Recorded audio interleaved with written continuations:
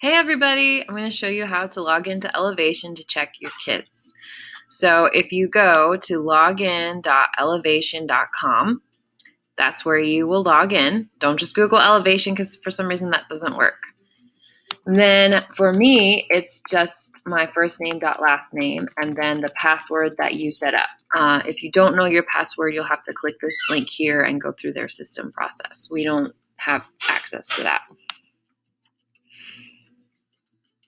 Once you log in, you should be able to see a list of your students.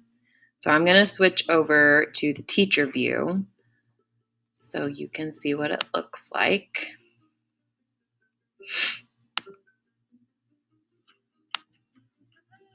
I think it looks pretty much the same as mine.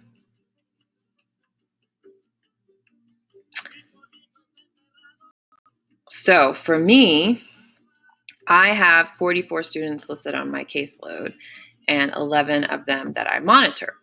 Monitored means that they're not in an active ESL class this semester because they tested out of ESL or they chose not to receive services. So twice a semester, you'll see a red number show up right here, and that's where you do your monitoring forms. If you were to go there now, you wouldn't see anything. You would just see the ones from last year, but we will tell you when the ones are due for this year.